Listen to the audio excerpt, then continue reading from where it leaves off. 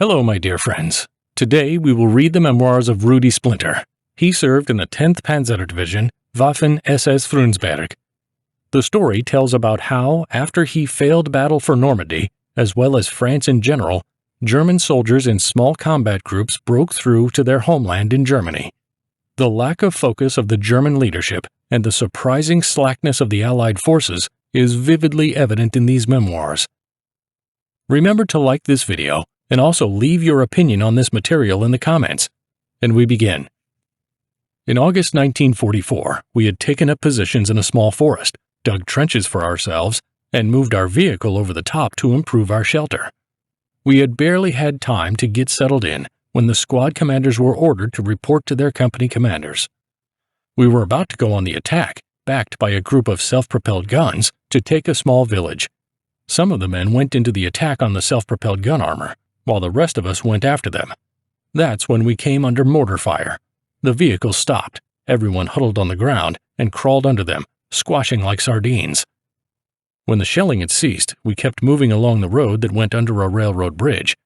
On its other side, about 50 meters from the bridge, we saw 2 Sherman tanks. We could hear shells flying over our heads with a shoo sound, and then we saw huge columns of smoke. We moved on, under the bridge, and then we saw 2 burning Shermans. Our self-propelled guns had struck precisely on target. We kept on our march and reached a small farm. I came around the corner of one of the houses and found myself right beside a self-propelled gun, which instantly discharged. I was never in my life right next to a self-propelled vehicle, and the shot threw me off my feet. I wandered off, staggering, looking around for injuries. When the hatch of the self-propelled vehicle opened and one of the tank crew, who was quite amused by all this, asked me, "What's happened, fellow? You think you got hit?" Right after that, we got under machine gun fire from the opposite side of the road, so the officer ordered me and 2 other guys to sort it out. We opened fire with our small arms, and before long the machine gun became silent. A white flag showed up. I did not know English, but I knew the phrase, "hands up," and we all shouted it. I could not believe the things I saw when they came out of the woods. One by one they came out until there were over 80 of them. One of them was an officer who had a pistol on a cord that hung around his neck. He was quite arrogant and insisted that as a British officer he should not hand over his personal weapon. He was haughty in his self-confidence and almost managed to persuade me of this. But one of our guys would not tolerate it. He came up to the officer, drew out his sharp combat knife, grabbed the cord and cut it. Then he did the same thing to his waist belt. I observed the expression of horror on the officer's face. Certainly he believed that my comrade was about to stab him in the guts. While the captives were being gathered into a pile, I walked around the nearest house and was stunned to see a wounded British soldier wandering towards me with his hands on his neck and blood pouring down from under his hands. I pulled him immediately to the other side of the house, where the others were gathering, and began to bandage his wounds. I remembered that I was so disgusted by the fact that none of his comrades tried to help him. They simply stood looking at him. We were instructed to escort the prisoners to the rear, obliging them to keep their hands above their heads. It is very fatiguing to go any distance with your hands above your head, so after a short time I gave them a gesture to put their hands down. We had passed a short distance when some non-commissioned officer from an anti-tank unit came out from behind a bush along the road. The soldiers of his unit were so heavily camouflaged that we just did not notice them. He asked us who was in command, and then began to lecture me for letting the prisoners walk with their hands down. The captive next to me did not speak German, but he understood his words and watched with amusement as I was being scolded. As soon as we were out of sight of the non-commissioned officer, I let them put their hands down again. Later, after we got rid of the captives, and while we were enjoying the rations, we had taken from them such delicacies as chocolate, white bread, gold flake cigarettes, and even toilet paper. We were disturbed by the noise of an approaching vehicle. It was a British armored personnel carrier with a Bren machine gun on it. We opened fire with machine guns and the crew of the armored personnel carrier simply jumped out of it and ran away, and left the engine running. One of our fellows was kind of a master technician. He immediately figured out how to drive it, and we headed out on it to get our own food rations. One of our guys held his helmet in sight to prevent our tank destroyers like those we encountered earlier from mistaking us for the enemy. We returned with our rations, although we later threw them away because the British ones that we trophied were much better. I visualized that after capturing our positions, the enemy would decide that we had run in such a panic that we had thrown our food rations away, On September 1, 1944, I was on the Rue de Paris, about 10 kilometers from the town of Hirson, a town on the French-Belgian border about 350 kilometers from Aachen, surrounded by a disorganized crowd of other soldiers. We were marching all night. The crowd consisted of the remnants of the 2nd SS Dachreich Division. There were not many men remaining of this division. After the bombardment and shelling of the town of Percy, when an entire artillery regiment and an entire anti-aircraft artillery unit had been lost, and after the breakthrough from the Falaise pocket, we were joined by some paratroopers, some infantrymen from the 2nd Tank Division, and an M4 tank from the Armored Training Division. I also succeeded in putting the Panther in motion. This tank had been earlier abandoned due to the fact that it had no fuel left in it. At about 4 a.m., Unterscharführer Peter Kurzina said that because the time was running out, we should take cover because the enemy stormtroopers would soon show up and shoot at us. At the crossroads, I ordered the Panther tank commander, a non-commissioned officer, to get into position about 100 meters from the crossroads and cover it. I told him where all of us would be located, designating on the map a farm about 3 kilometers further east on the left side of the road to Hirson. I left 2 infantrymen with him as messengers. We drove our M4 along the road leading to the farm, staying off the road. We were not visible from the air in the dense forest. Before I let the men rest, we looked at our supplies. We barely had enough fuel to start the engines, but we still had 2 armor-piercing and 2 high-explosive projectiles for the M4, and we had enough food for now. What remained was to get fuel. Kurzina and his driver reached Hirson in a trophy jeep.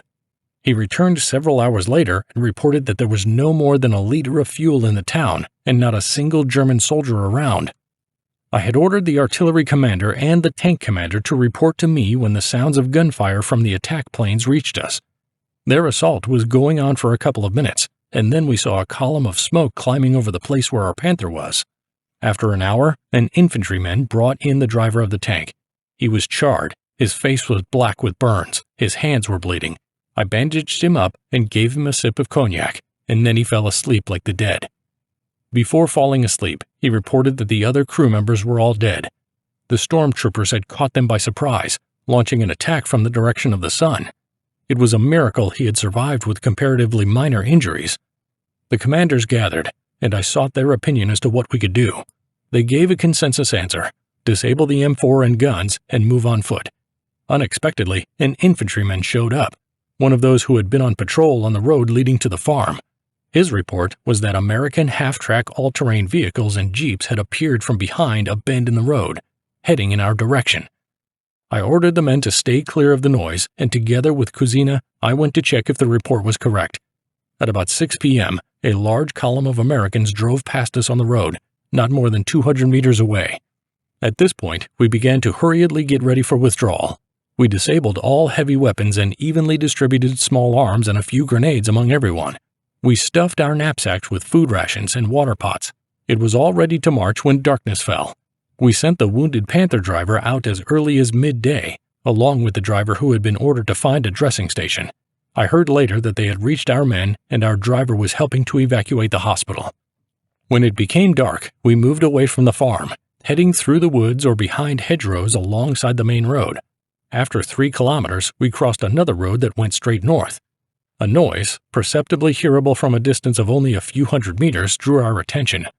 There was a large convoy of American vehicles on the side of the road, evidently at a rest stop. It seemed that they felt quite safe. The radios were blaring, the headlights were on, and soon the smell of hot food reached us. I ordered to maintain complete silence. We simply were sitting and waiting. At about 10 p.m., they started up again, giving us a chance to keep going through the woods and behind the brush. The maps I had were very accurate.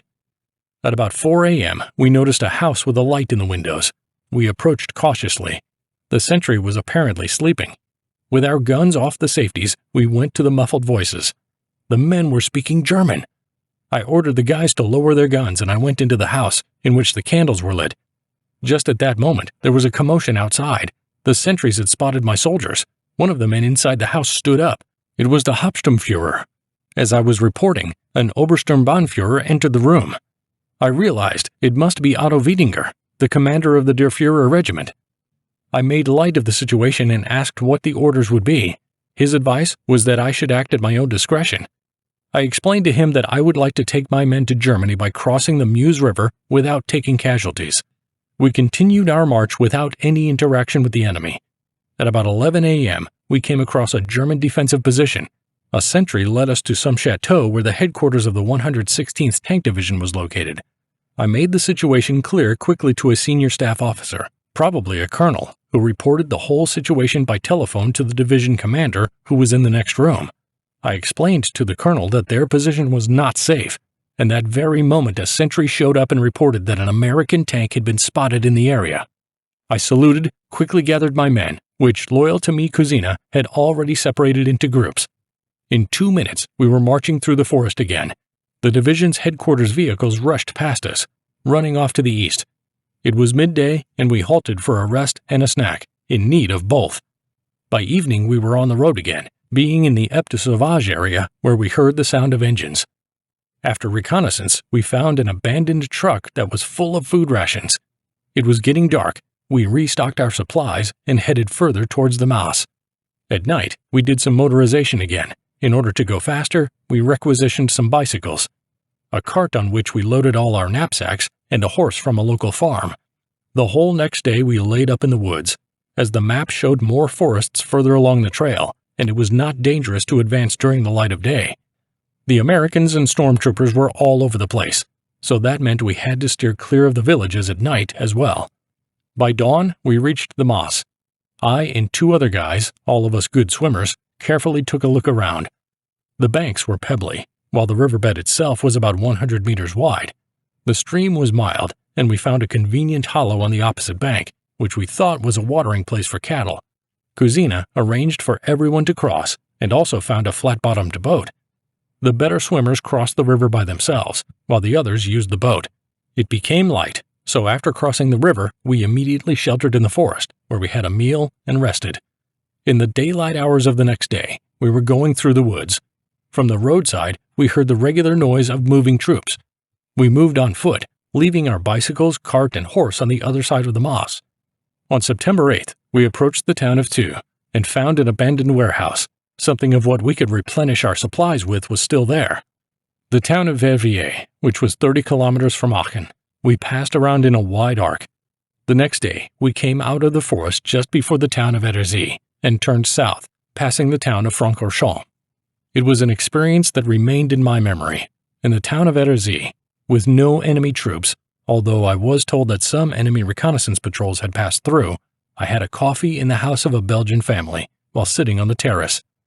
It was getting towards evening, and in contradiction to our usual routine, we went straight through the town, of course, being on the alert and ready to shoot at any moment. I asked her whether she spoke German, and she said yes. As it turns out, the Americans had passed through here before we did. She treated us to coffee, and my group, all veterans of the Eastern Front, settled down for the night in her garden. Things were as simple as in peacetime. A man who was in the house asked me if I still trusted in the Third Reich to win, and of course I was forced to say yes. The following day we ran into a group of soldiers from the Volksgrenadier Division. They were elderly men, without any experience at all. They howled with joy when we decided to take them with us. We pushed on and came to a forester's house near the German border. Finally, on September 11, 1944, we reached the border close to the town of Losheim. There were no Americans around. We only sometimes saw reconnaissance patrols, which remained far beyond the distance of our guns covered. We heard no artillery, saw no stormtroopers or tanks. Obviously, the enemy was not particularly interested in this area. We sighed with relief. I found the burgomaster and the priest and set up places for the cantonment of my men. I sent Cousina to the rear for a report to any commanding officers he might come across on the way. I felt great satisfaction at having led nearly 50 men home. Thinking back, I believe this was my greatest achievement of the whole war, but it was mostly the achievement of the non-commissioned officers and soldiers, whose performance during the withdrawal from the encirclement made it much easier for me to escape and gave me the opportunity to gain freedom again. That is all for today. If you enjoyed this video, please like it and support the channel by subscribing. Goodbye to everyone. See you all again.